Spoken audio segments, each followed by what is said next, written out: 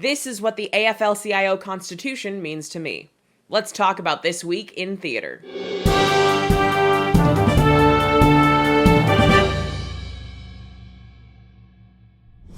Good evening, everybody, and welcome to This Week in Theater, the show where we break down exactly what went down in theater this week. New videos come out every Friday, so if you are new here, consider subscribing. This week in theater, the trailer for the movie adaptation of The Prom was released, and after the horror show that was Cats, this is like a breath of fresh air, assuming that breath of fresh air was directed by one of the producers of Glee.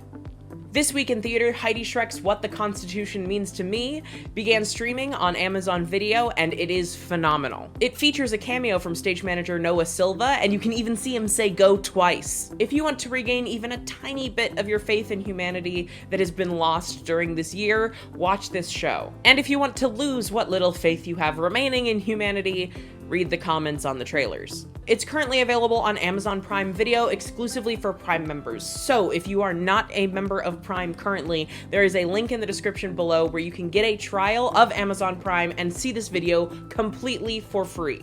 The President of the United States continues to hold maskless super spreader events around the country, but the soundtrack is now changing because Sir Andrew Lloyd Webber has sent President Trump a cease and desist order because Trump has been using his songs at his rallies. This is absolutely true. This actually happened back in July, but I just found out about it this week, and it's important to me that you know this. The president was playing songs like Memory from Cats and the title song to the Phantom of the Opera during his rallies because nothing gets right-wing voters hyped up quite like musical theater ballads. And it's weird to me that the president has latched onto the Phantom of the Opera specifically because the Phantom of the Opera is so aggressively pro-mask. Although now that I think about it, they do kind of have the same hairstyle, so. Donald Trump's penchant for Andrew Lloyd Webber musicals may also explain why his return from Walter Reed was staged like a bad community theater production of Evita, and also explains why last night's debate ended like this. Thank you, everyone, and have a great night. Thank you.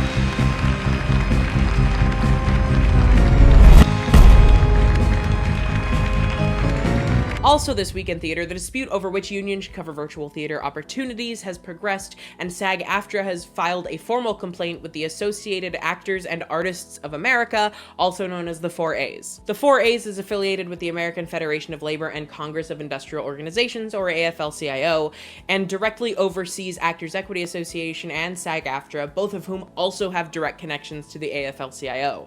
It also covers the American Guild of Musical Artists, American Guild of Variety Artists, and Guild of Italian-American Actors. And if you're looking to do some additional research into the 4As to get more informed, good luck.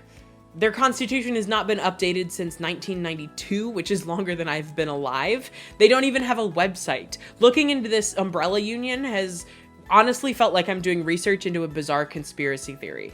Despite the fact that SAG-AFTRA's complaint has no basis in the 4A's constitution or the AFL-CIO constitution, at least with bringing in the 4A's, we will finally have a mediation with a neutral third party to finally resolve the... What? The 4A's president is also the SAG-AFTRA president? Really? Oh. Well, never mind then. This week in theater, after 4 years, Broadway producer Scott Rudin and insurance company Lloyd's of London have finally dropped the lawsuit seeking reparations for lost income due to Audra McDonald's pregnancy during Shuffle Along. In 2016, Scott Rudin produced a show called Shuffle Along that featured 4 performers billed above the title. When an actor is given above the title billing, that means the box office is required to offer refunds to any patrons for a show where that performer is out. As a result, there is increased pressure for the star to perform in every show, and to mitigate some of the financial risk, producers can take out insurance policies to cover losses if a star is unable to perform due to illness or injury. When Audra McDonald unexpectedly became pregnant, she informed the producers that she would be following medical advice and leaving the show in her 3rd trimester because it's an incredibly strenuous role.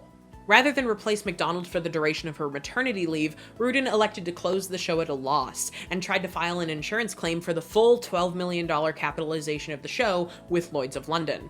The insurance company asserted that pregnancy is not an accident or an illness, and so they are not liable for the losses incurred. And this whole debacle is just yet another example of how this industry is set up to exclude pregnant people and caregivers. The most recent of which is the Equity League Health Fund eliminating the ability to qualify for a full year of health insurance at a time, effectively guaranteeing that pregnant people are going to lose their health care either during the pregnancy or very soon afterward. But clearly, Scott Rudin learned from his mistake and will be keeping those pesky, unreliable women below the title from now on. And finally, this week in theater, I voted. I voted early, in person, in Florida, on the first day of early voting in my state. There are less than 2 weeks till Election Day, so let me know in the comments if you've already voted, and if you haven't yet, what is your plan to vote? Thank you for watching, liking, and subscribing. My name is Kent, and that was This Week in Theater.